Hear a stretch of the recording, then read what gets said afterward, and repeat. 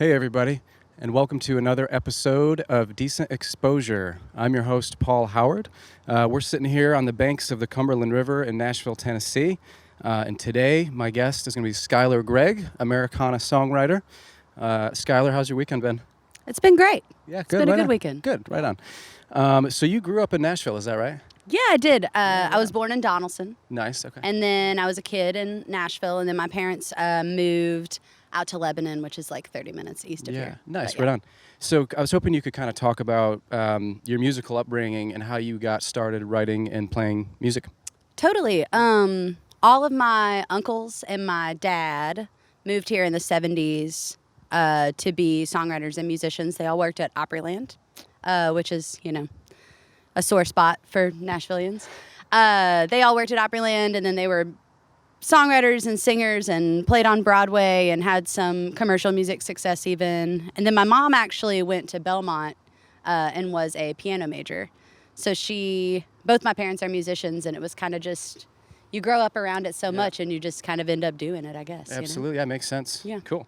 Okay, so we're going to dive into the trivia portion of this now, some Nashville right. trivia. Just a few questions. So I've got a true or false for you. Aside from country music, Nashville actually had one of the country's most vibrant jazz, R&B, and blues scenes in the 40s and 60s, 40s through the 60s. True or false? I'm going to say that was true. It is true, yeah. So says various sites on Google. Yeah. So I'm trusting that. But yeah, like Jimi Hendrix, Etta James, Duke Ellington, but yeah, especially on Jefferson Street. Yeah. So very vibrant, that apparently is true. Okay, now this one was super interesting. Which famous non-musician performed opening night at the New Opry House in 1974? Non-musician. And I've got a list for you. Oh, great. A, Burt Reynolds, B, Muhammad Ali, C, Diane Keaton, or D, Richard Nixon? Performed opening night at the brand new Opry. I'm going to say Burt Reynolds. That's incorrect. You ready for this? I'm Richard Nixon. Richard Nixon. Richard Nixon All right. played God Bless America on the piano opening night at the Opry. Nice. So, I did not know that. That's a bizarre one. Yeah. For sure. Okay. Another true or false. The driveway of Andrew Jackson's home at the Hermitage is shaped like a banjo. True or false? I'm going to say that's false. It is false. Awesome. But it is shaped like a guitar, of course. Oh, But it could be yeah. a banjo, right? But yeah, it's false. That was sneaky.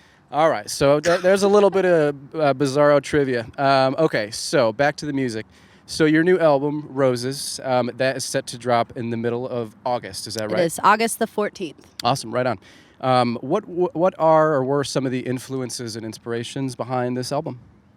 Well, I wrote Roses, and then that song is about kind of like not taking time for granted and to go after what you want. And then I decided to take a little bit of advice for myself, take some songs that I'd written over the past 10 years and compile them together. So kind of Roses was the inspiration for the record, honestly, which worked out, Right on. Cool, yeah. 'Cause that's what the record's called. So. Nice, cool, right on. How might this album differ from your previous albums and previous releases, might you say? I think the writing is a little more honest. I think that I've gotten more mature as a person and as a writer, obviously. And we also used an outside producer for this record, John Estes. And the two previous records, me and my husband Taylor had produced at our house together. So Cool, right on. So you answered part of that question, I suppose, or most of it. Was there anybody else involved in the production of it? Any co-writes? Do you get involved in co-writes or anything like that? yeah, there's a few co-writes on the record. I wrote one of the songs with Kashana Armstrong and Shannon Labrie in town, who are both Americana artists as well. Mondo Sans, I wrote a song with him on the record. A good folk writer friend of mine named Alexis Thompson, we wrote a song together. Who else? Oh, my friend Matt Mackey has a song, and then me and my husband wrote one of the songs together too. So there's a handful of co-writes on there for sure. Okay, cool, right on. So what are and were some of your favorite Nashville venues to play at? You know, what places are close to your heart that you've played at in town? Totally. I think that everybody does, but I really love playing at the Basement and the 5 Spot because the sound is always good, the vibe is always great, and those are the only two things that I really care about. So Absolutely. Yeah. Classic spots. What might a dream show entail for you? You know, venue, city, supporting acts, maybe even like a certain festival or anything, just dream show. Yeah, I mean,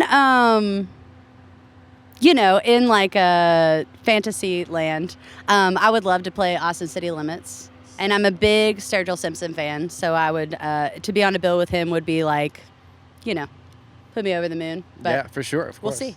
Yeah, right on. Yeah, hence the dream show. Why not? Yeah, you know? hey, you know, go big. So how about a most memorable story from the road, or maybe your time as you first started, you know, playing as an artist? You know, what's one story that jumps to the forefront for you that you will always remember? Man, one of my favorites is taking a band out to play a show at a ranch in Texas and getting lost in the middle of the desert and then having to show up at this ranch with my friend Kendra Kilkuski and Heather Mulder, who were playing with me at the time. And we show up at this ranch super late, and we had a really hard time getting in. We're in the middle of nowhere in Texas, like outside of Austin. It's like 2 a.m., and we show up to this giant gate on this ranch, and we come in, and they immediately make us sign these waivers that say that we can't sue them if we get shot.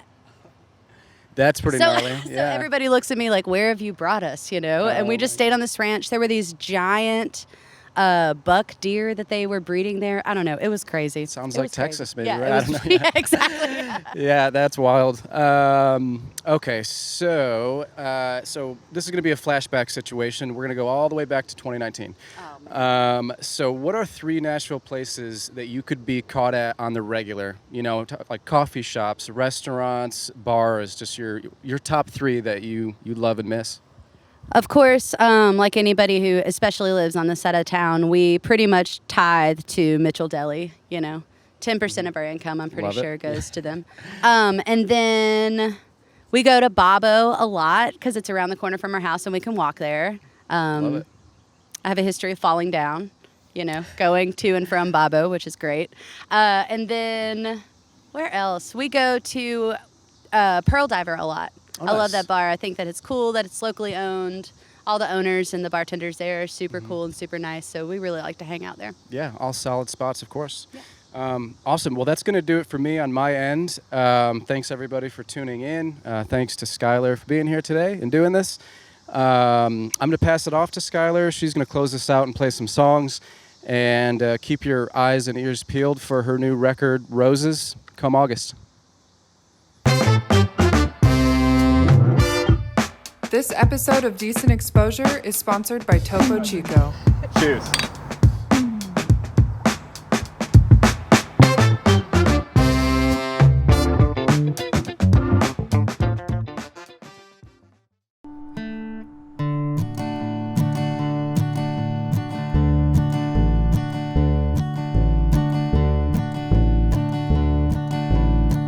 Standing in a dancing crowd of people, a lady's perfume overwhelmed my face. A pungent rose cloud gathered around me, a smell so vivid I could taste.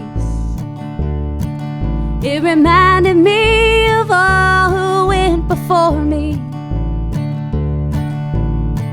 of everyone that I ever knew.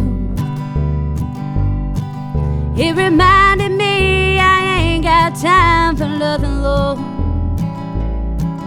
It reminded me I got too much left to do. They say to stop and smell the roses. Lord, I ain't got enough time. Roses smell like death to me, remind me of all memories. I've got too much shit to do before I die. Some find their field of flowers in the effort. Some like a different kind of bud, I think. The essence of a job well done smells sweet to me, while to others the smell of sweat must really sting. They say to stop and smell the roses. Lord, I ain't got enough time. Roses smell like death to me, remind me of all memories. I've got too much shit to do before I die.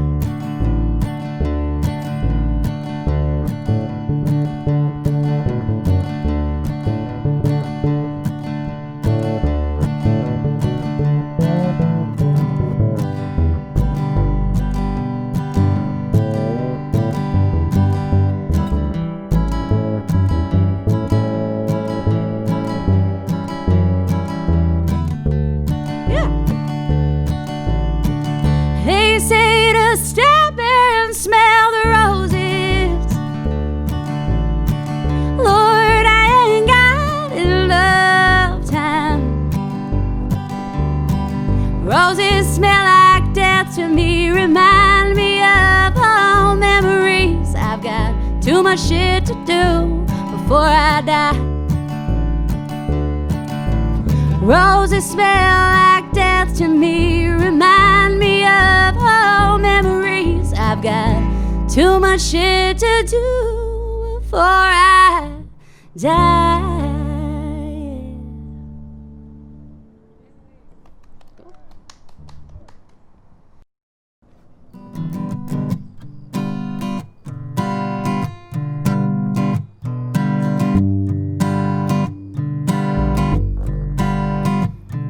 The grass is green from poison and it tricks your eyes.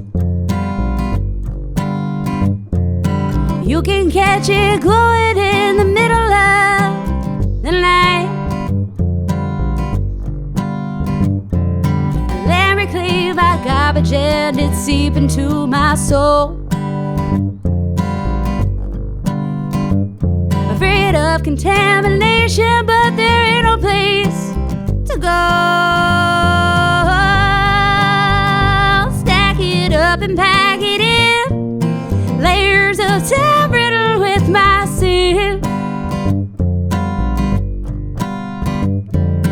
Deep into the ground, will we get to the bottom of all of this mess? I realize on this hill that I'm a landfill.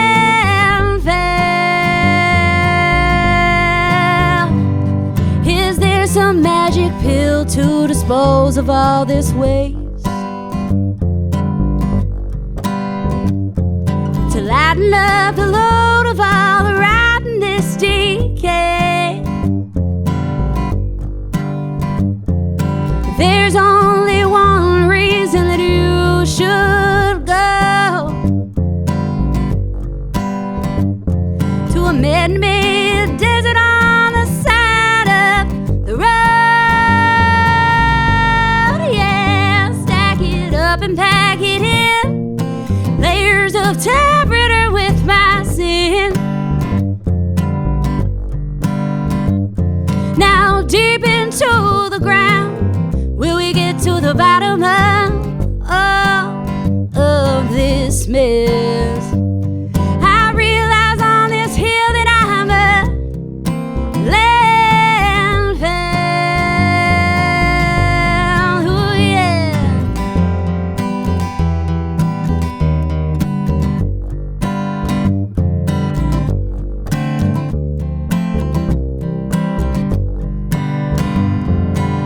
Hey, now stack it up and pack it in, layers of time ridden with my sin, yeah.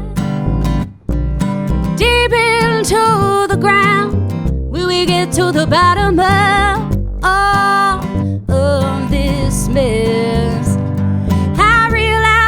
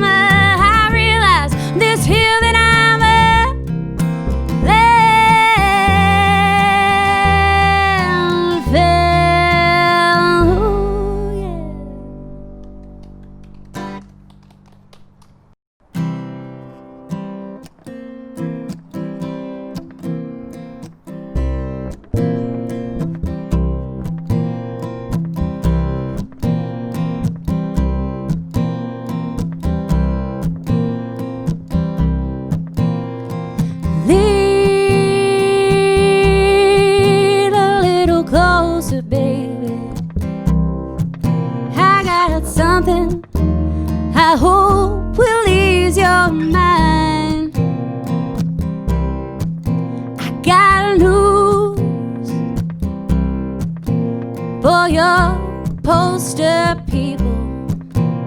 Not everything works out right all the time.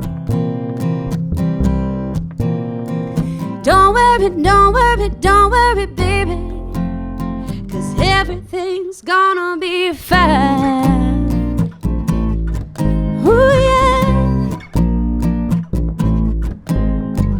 Oh, it's gonna rain. There will be some dark and stormy nights. Look into the sunny days. With you and me, baby, everything will work out just fine. Don't worry, don't worry, don't worry, baby, 'cause everything's gonna be fine. Ooh, yeah.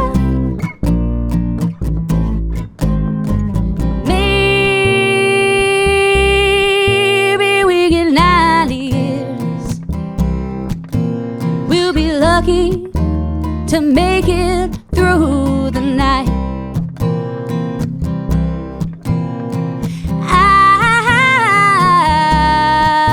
Soak up every minute, every second, until the day that I die. Don't worry, don't worry, don't worry, baby. Don't worry, don't worry, don't worry, baby. Don't worry, don't worry, don't worry, baby, 'cause everything's gonna be fine.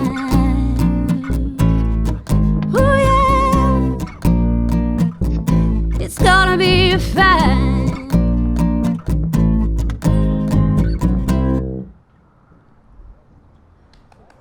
Thanks, guys.